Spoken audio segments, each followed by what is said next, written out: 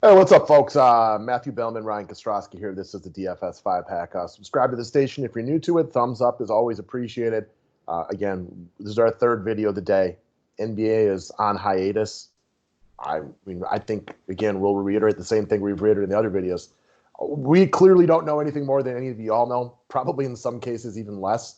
So we'll take this thing minute by minute. The world of sports is obviously in a great deal of influx right now. And we'll just kind of talk over fantasy baseball. And if the season doesn't happen, it doesn't happen. But in the meantime, we can at least talk sports and, cross our fingers that hope things, work out for all sorts of different things. I feel like at some point it's got to happen, whether it's a month down the road or, I mean, I don't know. Like, I feel like the farther it goes, though, it's a logistics nightmare with like the NFL, or not the NFL, but baseball starting and all that. Like, that's the problem. But it's not like it's impossible. So I think at least the playoffs will play. For the NBA? Yes. I mean, eventually. I mean, It's entirely possible that in 2 weeks they announce that, like, we've tested every player in the NBA and these 17 players are out. And if you lose, well, we know the Jazz are missing some of their best players, but if you're out guys, you're out guys. You can asterisk the season in the record books and just be like, this is a freakish season. Or for all we know, they don't play the rest of the year. We don't know yet. That's all we can say. How long is like the cure for the coronavirus? Do you have any idea? No idea. I have no medical school experience, and I haven't even stayed at a Red Roof Inn lately or a Holiday Inn Express, so I don't know anything. Okie dokie. All right, so we want to do, again, we're going to talk fantasy baseball because, we're under the assumption that at some point this season they're going to start playing. Maybe it's May 1st, maybe it's on time. Maybe they run 6 months of baseball with no fans in the stadium and you just have to watch it on TV. We'll see what happens. Yeah, I mean, I like watching it on TV anyway, so.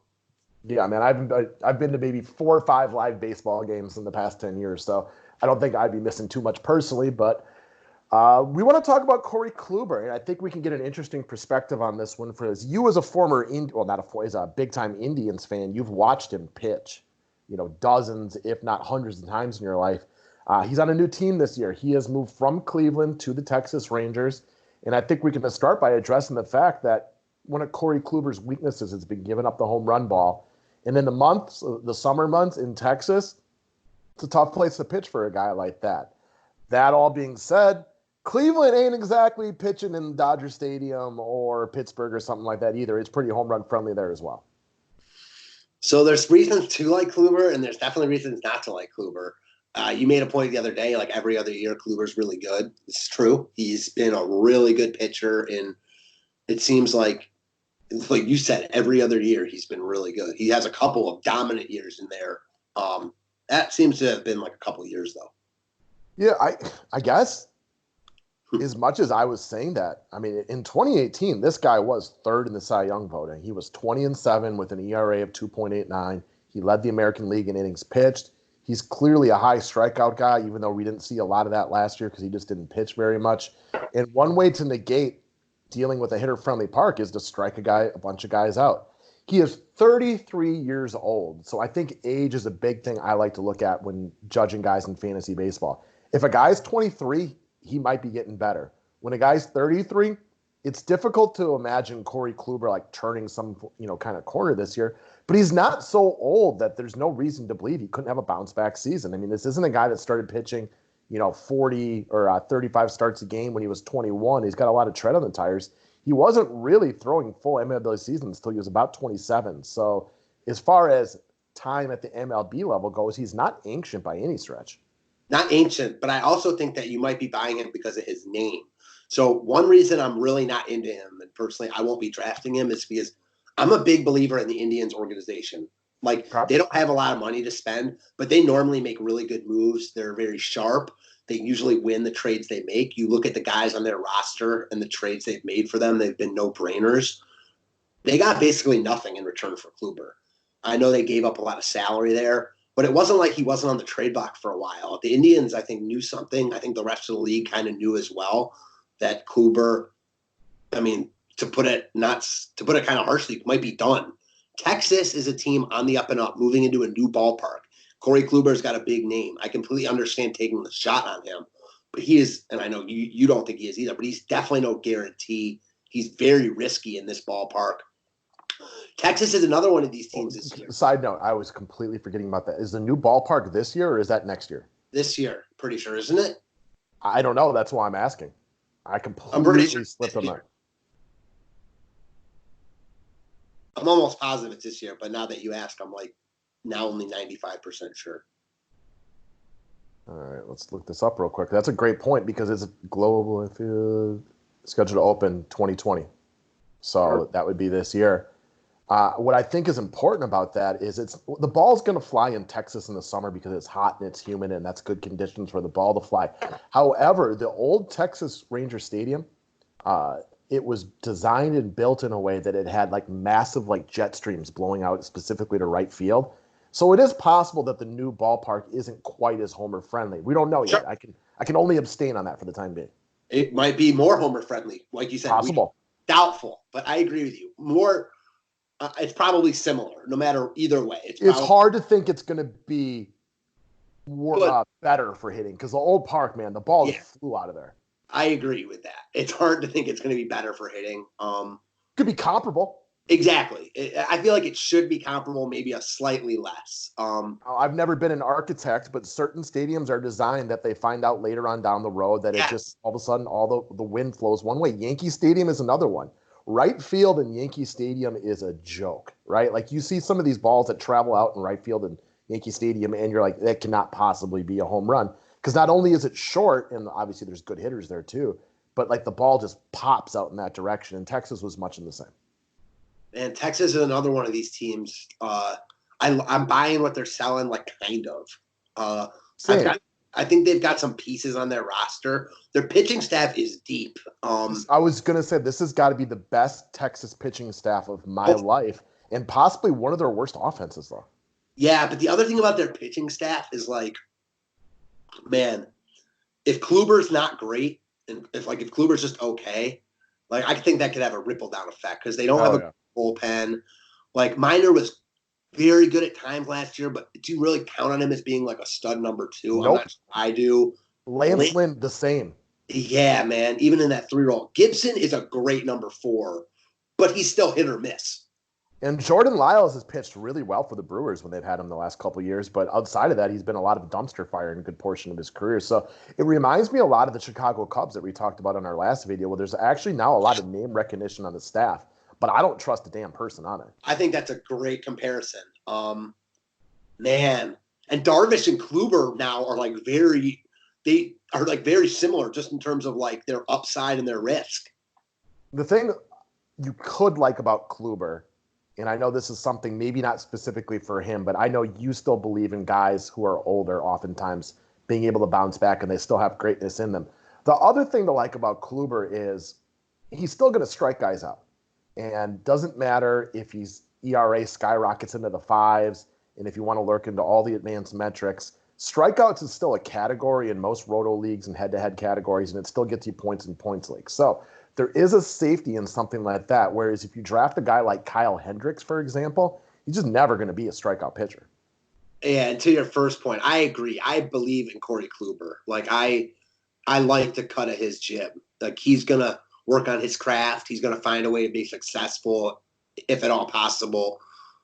But at some point, like, your stuff just isn't there anymore. I'm not saying I think of Felix Hernandez, right? Like, it doesn't mean he's not out there trying, but when your changeup is a great pitch and your fastball is 5 to 10 miles an hour slower than it once was, the changeup doesn't mean shit anymore. Yeah, exactly. So I'm not saying that's now, but he also missed a lot of last year. He took that line drive off Brian Anderson in Miami. It seemed like that was in like the middle of the season. He missed the rest of the year. So like there's definitely warning signs here, but there's also a lot of upside because in his best times, he's great. I mean, the guy's been, don't count last year because he was injured, but in the past 1, 2, 3, 4, 5 seasons, he's been in the top 3 for Cy Young, won it twice, 4 of those 5 times. So even the year he wasn't very good, he was still 9th. So it's not like he was a total scrub, and that's while losing 16 games, which is kind of a weird coincidence. So one of the things that you should talk about with Corey Kluber, and one of the reasons I wanted to talk him over, was when we did some of these mock drafts on ESPN, he was way down there. However, if you take a look at some of the rankings in a few other areas, like if you look at fantasy pros right here, they have him going in round 10, which to me, with the guys that he's based around, I get the upside right there, but he's not the steal that he was compared to some other places where he had seen the rankings. Yeah. Man, I don't really like that section of pitchers, to be quite honest. Well, this goes back into one of the things that we try to talk about on these fantasy baseball videos, which is strategy. And by now, especially because I play in lots of roto leagues, my strategy is in the first 8 rounds, I'm grabbing minimum 6 hitters, if not a full 8. So I start to pound these pitchers right down here. And what I like to do personally is grab, Wheeler, Woodruff, Kluber, maybe a Zach Gallen and a Dilson Lamet, maybe a Rio, and get as many of these guys as I can right here, and just hope that you can get half to 2/3 of them to have quality seasons, because they're not the same thing. Now, if you go with a Walker Buehler in round 2, you can feel really safe about the quality production that you're going to get. However, at the end of the year, Aaron Nola in round 6 could easily outperform Walker Buehler, right? Yeah, that's why I like Clevenger so much. We'll be on a video like we'll do on soon. I mean, I think he's going to finish the year as a top 5 starter, and you can get him in the 5th, 6th round. Meanwhile, if you move over to hitters overall, it is more rare to get a guy in round 6 or 7 when it comes to hitting that outperforms the guys in rounds 1 and 2. For me in fantasy baseball, you got to get hitters early on because you just cannot replicate their production. Whereas pitching to me is a bit more volatile. And as you scroll down here, again, I know you're not a Syndergaard believer, but if he returned the corner this year at end of the year as an SP top 5, would you be flabbergasted? Top 10, I wouldn't be flabbergasted. Top 5, I'd be surprised. How about Trevor Bauer, who, no, again, I'd be less surprised at Bauer. I okay, will say, to your point, it does depend on what type of league you play in. Points leagues, pitching's more important. Just, depending on how your league is constructed. Go ahead. Yeah, and again, you have to also understand, your willingness to be attentive throughout the season. Mm-hmm. For us, putting lots of time into DFS, for example, I dropped out of a fantasy baseball league this year that I've been in for about 10 years. And I just told the guy, he goes, I can't believe you're not more competitive in this league, knowing that everything that you know. And I go, honestly, man, I don't pay attention. I don't make trades. I rarely pick guys up. I am a terrible owner because I'm so worried about my other leagues that I run in DFS. And at this point, the rest of the guys in my league are really good. Oh. And they just try way harder than I do. Is that the league I was in for a minute? Yeah. Yeah, I couldn't even do it. They really care about that league, and I respect that. But, man, don't have the time for it, especially it's not a lot of money, which I also respect. But, yeah, it's just way too hard. And kind of also to that point, the bigger fantasy baseball league that I'm in and still in, it's a points league, and it's weekly lineups, okay? So you can't change every day because it's weekly lineups. And the benches are, crazy deep. A lot of people on your bench. So there are less guys to pick up on the waiver wire. You can't change stuff every day. So pitching is a little more important there. It also depends on how your scoring is set up, not just points or rotisserie, but how your actual points are set up within those leagues. That's why it's important to understand your league before you get into it. And if you don't, just remember there are guys that will pay attention to stuff like that. So I like the idea of a Corey Kluber in round 11, round 12, if you can fall to him.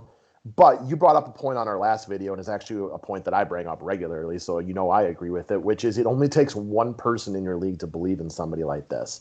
And Corey Kluber has a big enough name as a 2-time Cy Young Award winner that if you think he's going to fall to you in round 12, that won't happen all the time because there's very likely going to be one guy, drafting maybe on just name recognition alone is going to be like, why is Kluber still here? And they're going to take him. So I think you got to prep for your draft knowing that that's a real potential. However, depending on where he's ranked on your website that you draft on, he could be a steal because I thought, from my memory, it serves me correctly, he was significantly farther down than round 9 or 10 when we did the ESPN drafts. Yeah, he was. And it's just weird. When you look at ESPN, I think it just depends on what draft you do. But in the rankings, he's ranked slightly higher, I believe. I don't think this ranking is crazy for him right here. No. I also he's won the Cy Young twice in the last 5 years. There are guys I like around here more than him, though. But, he fits right here, no doubt. Yeah, I think it's a calculated risk. And when it comes to pitching, I'm all about waiting till a little bit later on down the road and taking many calculated risks. And more often than not, you can at least get enough of those to work out that your pitching should be quality. Again, I would love to have a Garrett Cole on my team, but I don't want to waste getting a round one offensive type of talent, a Francisco Lindor, whoever else you're thinking of up there, Christian Yelich, whatever it might be, in order to get a pitcher. Because it's much easier for me to find upper tier pitching talent later in the draft than it is, moving over to hitters. You just don't find guys hitting 40 home runs in round 15 almost ever. Amen. So that's what we got for this one, guys. That's Corey Kluber. We thought it'd be a good discussion point for the day because he is a big name. He is significantly lower down the rankings than he's been in many seasons. And I like your point that the Indians have usually done very well in their trades, and there wasn't a lot of trade market for him. One, because that salary was big, right? Yeah, it was big. And, man, as you talked earlier, minute-by-minute stuff. Unfortunately, we made that betting video, recently. Big Ten canceled their conference tournament, SEC and American. Wow. Just wow. So I guess we'll just pound out fantasy baseball stuff the next couple of days and see what they decide to do. Let's get it. All right, guys. Thanks a lot. Thumbs up. Always appreciated. Have a great day. Thank you.